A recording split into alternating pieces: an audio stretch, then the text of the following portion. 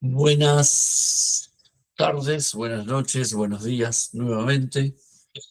Em, Quiero compartir con ustedes un ejercicio semejante al que hice para las primeras dos unidades de nuestra asignatura. Ustedes recordarán, la primera parte de nuestro seminario se organiza en torno a dos grandes discusiones. La primera es el fin de una era, de una época que podríamos considerar dura aproximadamente un siglo, entre 1970 y 1900, entre 1870, perdón, y 1970. Podríamos tomar como punto de partida eh, la aparición del seguro social en la Alemania de Bismarck. Podríamos tomar como punto de fin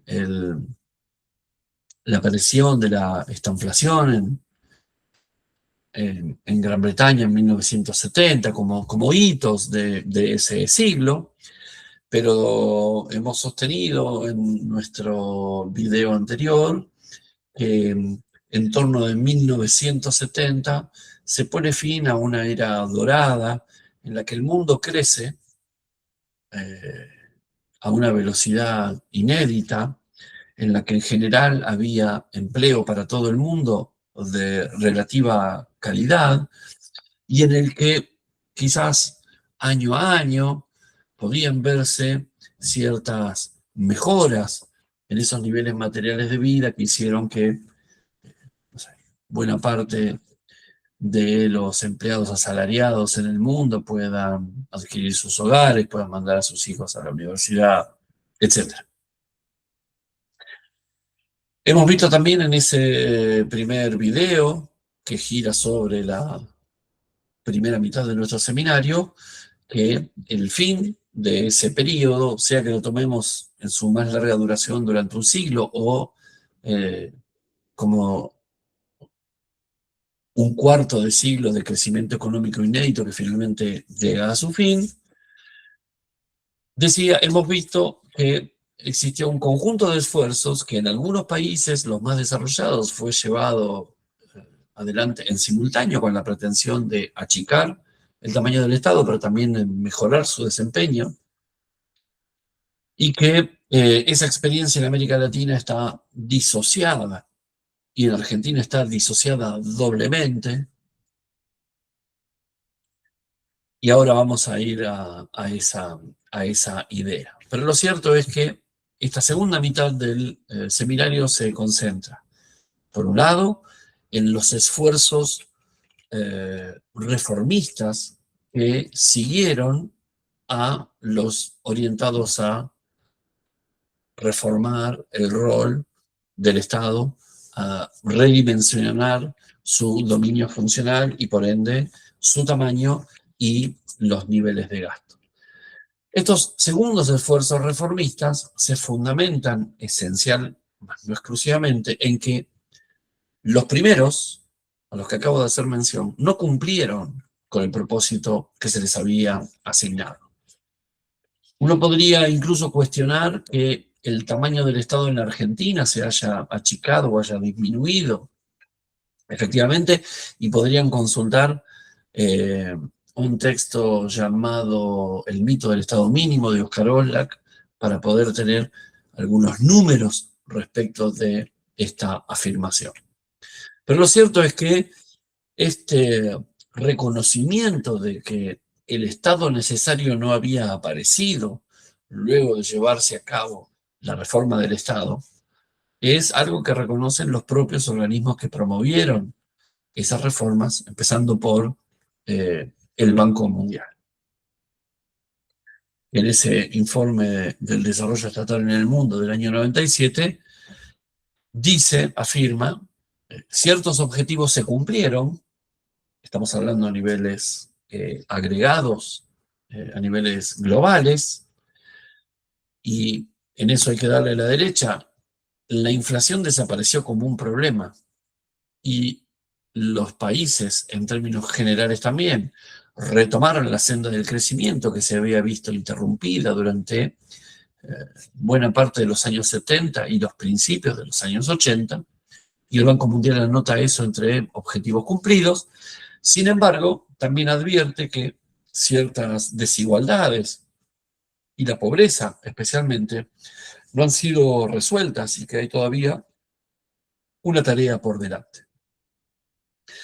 ¿Cómo debería llevarse adelante esa tarea? Bueno, esencialmente con un conjunto de reformas que no son las mismas con las que se pretendió achicar el Estado, que no son las mismas que permitieron hacer desaparecer la inflación como un problema y retomar la senda del crecimiento, sino que deberían ser reformas que persigan otros propósitos, que se concentren en el fortalecimiento institucional del aparato estatal para poder lograr las tareas que faltan. Entonces, esto abre la discusión, una discusión que ciertamente es posterior para académicos o académicas que hicieron lo que Christopher Pollitt y Gerd Bucaer hicieron por primera vez en el año 2000, y a ello me voy a referir a continuación, que es tratar de responder a estas preguntas. ¿Qué modelos inspiraron esas nuevas reformas? Que en sentido estricto podemos llamarlas reformas administrativas, o más propiamente reformas a la gestión pública. Así han sido consideradas desde el año 2000 en adelante, cuando aparece la primera de 4 ediciones que tienen el texto de Pollitt y Bucaer en la actualidad. Ya no tendrá más porque Christopher Pollitt falleció hace algunos años. ¿Cuáles fueron los instrumentos típicos que tuvieron esas reformas y eventualmente si podemos hacer o no un balance? Y antes de meterme en este asunto, quiero hacer algunos señalamientos. Los modelos en los países desarrollados son virtualmente los mismos que ustedes van a poder corroborar, que guiaron las discusiones, que integraron el menú de opciones para modernizar el Estado en América Latina. La segunda cuestión que quiero señalar es que podemos hacer un balance, pero primero deberíamos reconocer que esta segunda oleada de reformas todavía continúa hoy, y especialmente en Argentina, no solo por el componente, digámoslo así, más relacionado con las innovaciones propias de la cuarta revolución industrial, sino esencialmente porque Argentina comienza más tarde, incluso que el resto de los países de América Latina, también estas segundas reformas. ¿Y por qué? Esa película se las cuento en el texto que escribí, que forma parte de la bibliografía de nuestra asignatura, pero voy a decir esencialmente, las políticas de modernización del Estado las promete Carlos Menem en el año 96, y de alguna forma todos los gobiernos que lo sucedieron continúan con ese esfuerzo haciendo algo, avanzando un poco más. Pero finalmente es Cristina Fernández de Kirchner, con todo lo paradójico que pueda resultar esto, es Cristina Fernández de Kirchner la que pone en marcha aquellas mismas ideas que promete Carlos Menem. Ustedes van a ver que con algunas particularidades, con algunas, creo yo, y significativas consideraciones que hay que hacer al respecto. Pero si eso pudiera ser sorprendente, Argentina comienza muy tarde, pero tomemos a Cristina Fernández de Kirchner como un medio histórico, temporal, las promete Carlos Menem, el gobierno de la Alianza avanza un poco, Cristina Fernández las pone en marcha, pero es el gobierno de Mauricio Macri quien las continúa y profundiza. Y el Frente de Todos, si no se hubiese encontrado con esa tríada de pandemia, guerra Rusia-Ucrania y sequía, probablemente hubiera avanzado y mucho más en esa línea, o en parte de esa línea. Y podríamos rastrear los elementos, por lo menos teóricos, que vinculan la experiencia actual de un ministerio de modernización con aquellas ideas que presentara Carlos Menem en el año 96, antes de que la discusión presupuestaria y toda la potencia de los efectos de la crisis del tequila se manifestaran con toda crudeza en nuestro país y Menem tuviera que pegar un volantazo y privilegiar el costado fiscal por encima de la pretensión política de avanzar con esas reformas. Entonces, quiero simplemente compartir con ustedes las ideas principales del texto de Pol y Bucaer para que ustedes puedan entender de dónde surgen los modelos y demás que problematizan, entre otros,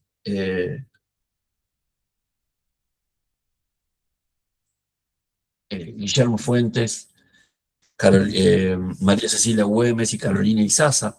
en el texto de esta tercera unidad. Y ustedes van a encontrar allí algunos otros textos que emulan de alguna manera algo de estos modelos que estaban disponibles como alternativas para llevar adelante las nuevas reformas que hacían falta para que el Estado necesario finalmente entrara en escena. Anticipo, spoileo, todavía lo estamos esperando. Estos autores conducen el primer estudio comparado significativo de experiencias reformistas a la gestión pública, reformas que ellos definen de una manera muy elemental, esfuerzos deliberados por modificar las estructuras, los procesos o la cultura de los aparatos estatales con el propósito de que en algún sentido funcionen mejor. Tiene un modelo teórico mucho más sofisticado para respaldar esta definición, pero lo que importa esencialmente es, se han dicho muchas cosas respecto de las reformas a la gestión pública desde que irrumpieron en algo así como una revolución a nivel global. Ok, ¿qué hay después de todo lo que se ha dicho al respecto? Porque ciertamente esos esfuerzos pasaron de hablar sobre la reforma a hacer algo al respecto y los resultados se presumen variables por un conjunto de razones que allí enuncio, y estos autores identifican que pareciera que tres grandes modelos han guiado los esfuerzos reformistas. Por un lado, lo que denominamos la nueva gestión pública, que pretende dotar a las instituciones estatales de más aire empresarial para permitir que los gerentes gerencien. Esa era parte de los eslóganes con los que se pretendió dar cuenta de la revolución de los resultados, que de alguna manera puede designar el relativo fastidio, cansancio, hartazgo de sociedades a lo largo y a lo ancho del globo que en los años 70, frente al quiebre de unos resultados que eran vistos como beneficiosos, se plantean que hacia adelante hay que hacer algo diferente. Bueno, la promesa de la nueva gestión pública es, para poder conseguir resultados, hay que liberar las manos de quienes gestionan para que los consigan. Si seguimos con el mismo nivel de burocratización que hasta ahora, difícilmente esta gente puede hacer algo al respecto. Liberémosle las manos y paguémosle de manera variable para que, si consiguen resultados que buscamos, su recompensa sea mayor, y veamos cómo funciona eso, introduciendo también ciertos mecanismos de competencia o análogos al funcionamiento de los mercados al interior de los aparatos públicos con el propósito de recrear condiciones de competencia y obtengamos al interior del Estado los beneficios que la competencia trae asociada. Hay una segunda manera de intentar mejorar el desempeño de las instituciones estatales, que es esencialmente profesionalizando la función pública, en especial en los países como los latinoamericanos, donde un servicio civil meritocrático es todavía parte de la deuda que nuestros estados tienen con sus sociedades. Y digo esto con relativa ironía, porque cuando alguien no gobierna, si pertenece a una fuerza política con pretensiones de alternancia, suele reclamar la instauración de un servicio civil meritocrático. Cuando uno accede finalmente al poder, se da cuenta de que es mucho más productivo, más sencillo, más útil, aún por buenas razones como poner en marcha ya la gestión para alcanzar resultados pronto, eh, esquivar esa obligación y tratar de salir del paso de las múltiples maneras en que se puede salir del paso. Pero el corolario de todo esto es que un servicio civil meritocrático no es una realidad en América Latina aún, cuando los países desarrollados pusieron esas bases hace unos 150 años, ¿no? Bien, entonces, profesionalizar la función pública es una segunda manera en la que algunos países han intentado mejorar el desempeño estatal. Y finalmente, hay una tercera que recibe nombres diferentes. En general, las dos primeras etiquetas están más o menos claras. El modelo de las redes, el modelo de la gobernanza, el modelo de las redes y el modelo de la gobernanza me parece que son los más difundidos. Eh, lo que buscan es darle a la sociedad, no solo a la sociedad organizada, sino incluso a la ciudadanía de a pie, la posibilidad de participar activamente del ciclo de políticas públicas, identificando cuáles son los problemas, los principales, analizando cuáles son las alternativas y finalmente coproduciendo decisiones de política pública que puedan ser incluso monitoreadas o evaluadas con participación de distintos agentes de la vida pública y privada de un determinado país. Esas orientaciones generales de estas segundas reformas también estuvieron disponibles para América Latina, les decía. Y a mí, para cerrar este segundo video que acompaña el segundo encuentro asincrónico que está previsto por la dirección de la carrera para este seminario, es algunos de los desafíos que nuestros estados y nuestras sociedades enfrentan en la actualidad, pasado el primer cuarto del siglo XXI, y del que ustedes van a obtener pistas a lo largo de la lectura y del trabajo con los materiales. Y entonces los pongo allí a disposición. Distintos autores, Joan Subirats, Oscar Oslak, David Arellano Gold, entre otros, van a ofrecerles algunos de los desarrollos que este slide simplemente enuncia a modo de títulos. Quiero que reparen especialmente en una cuestión. Y ustedes van a poder adquirir algo del grano fino de ese título en el texto de Isuani y Mitchell sobre la política social en el mundo post-keynesiano. Y esa es una realidad que no se ha visto modificada y que pareciera, a la luz de los desarrollos tecnológicos de la cuarta revolución industrial, que solo va a tender a agravarse. Y nuestras economías ya no generan empleo de calidad para las mayorías, y ese es un problema para la democracia. A la par de esta circunstancia, pero ciertamente íntimamente relacionado, nuestros sistemas previsionales no cambian a la par de lo que ha cambiado nuestra expectativa de vida. Pero si le sumamos lo anterior, entonces el combo, el cóctel es explosivo. ¿Cómo resolvemos la falta de empleo de calidad y el crecimiento en la expectativa de vida con sistemas previsionales que están cada vez menos financiados? Ese es parte del desafío que nuestras sociedades y nuestros estados se enfrentan en la actualidad y sobre los que habría que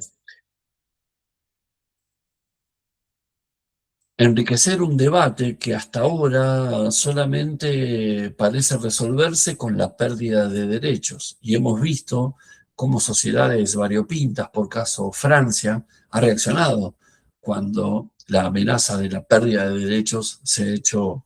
presente en el debate público. La política social, en su conjunto, incluida no solo la política previsional, me refiero por caso a políticas de ingreso ciudadano, deberían poder capturar de manera más compleja este nuevo escenario. E incluso gente, en principio, tan polémica como Elon Musk o Warren Buffett en los Estados Unidos, están planteando que de alguna manera tenemos que empezar a avanzar ya en políticas de ingreso ciudadano, no solamente porque no va a haber trabajo para todos, sino porque las posibilidades de realización personal ya no van a estar atadas, como las teorías tradicionales suponían, a el mundo del trabajo, ¿no? No solamente poner plata en el bolsillo de la gente para que no moleste, para que no haga manifestaciones y ese tipo de cosas, ¿no? El problema es mucho más profundo y demanda ideas nuevas que no aparecen a la vista con sencillez. Sumado a ese panorama, nuestros estados, enfrentan crecientemente un conjunto de problemas que por sus características, que por su complejidad, los desafían muy especialmente. Piensen desde el cambio climático al narcotráfico, por mencionar solamente dos con mucho peso en el debate público en Argentina, que entre otras cosas son cuestiones que desbordan las fronteras estatales. Y entonces uno rápidamente piensa, bueno, pero la integración regional ha sido un camino para intentar, entre otras cosas, abordar problemas como estos, cosa que es cierta, pero la integración regional no pasa por su mejor momento, no solamente en nuestro Mercosur, porque llegan a la presidencia de los países miembros ciertos personajes o ciertas ideas políticas. Pienso fundamentalmente por algo así como un regreso de los nacionalismos y de miradas proteccionistas respecto al comercio internacional que tienen partidarios como el presidente de los Estados Unidos en la actualidad, que de alguna manera no solamente ponen en discusión el papel de esos ámbitos o de esos foros o de esos procesos de integración, sino que además hasta han promovido la desafiliación de organismos internacionales que también forman parte de esos procesos de integración y de búsqueda, si ustedes quieren, de resolver el problema del gobierno mundial y demás. Todo eso todavía está allí. Entonces, sea por el lado del empleo, sea por el lado del funcionamiento de la economía, sea por el lado de la política social y la política previsional, sea por estos problemas, las capacidades de nuestros estados, que no han sido especialmente desarrolladas, se ven fuertemente presionadas o doblemente presionadas o más presionadas justo en el momento en el que ciertos discursos promueven abiertamente su desfinanciación, ¿no? Esto ocurre también en el marco de la cuarta revolución industrial, la necesidad de que el Estado adopte tan prontamente como sea posible, siempre por detrás del tiempo de adaptación, o la velocidad de adaptación de nuestras sociedades, un cambio tecnológico que no solamente demanda que sea adoptado por parte del Estado, sino que además es un proceso que demanda ser gobernado. No solamente la apropiación estatal, sino también la adopción de parte de la sociedad. Especialmente el texto de Oscar Oslak les dará algunas pistas de esos desafíos que todavía enfrentan nuestras sociedades y nuestros estados. Y agrego que desde 2010 a esta parte, los indicadores regionales, pero no solo regionales, dan cuenta de una erosión del compromiso democrático de nuestras sociedades. Esto también forma parte de las discusiones, porque muchas de las respuestas a estos problemas o a estos desafíos pueden encontrarse a través de la vía democrática, siempre mucho más costoso, mucho más difícil, pero entendemos mucho mejor y produce resultados más duraderos, la tentación de resolverlos a lo Trump hoy está ciertamente muy fuerte. Gana cada vez más partidarios. 1 de cada 3 latinoamericanos ya no considera que la democracia sea el mejor sistema posible. Y 1 de cada 4 sería indiferente a la existencia de gobiernos democráticos o no democráticos en la región. De manera tal que todos estos elementos, y ciertamente algunos otros, pero solo de estos se ocupa nuestra bibliografía, forman parte de la actualidad de la agenda si alguien quiere problematizar Estado, sociedad y política, como nos lo proponemos en este seminario. Por distintas razones que no vienen a cuento, pero que podemos conversar en nuestro encuentro sincrónico, yo he puesto el foco en el Estado, sus transformaciones y los vínculos que existen entre las decisiones que toma el Estado y los emergentes o las consecuencias que esto tiene en la sociedad, del mismo modo que también he privilegiado la forma en la que transformaciones sociales, o en su economía o en sus dinámicas políticas, tienen respecto del Estado y cómo éste reacciona o se adapta en ese contexto.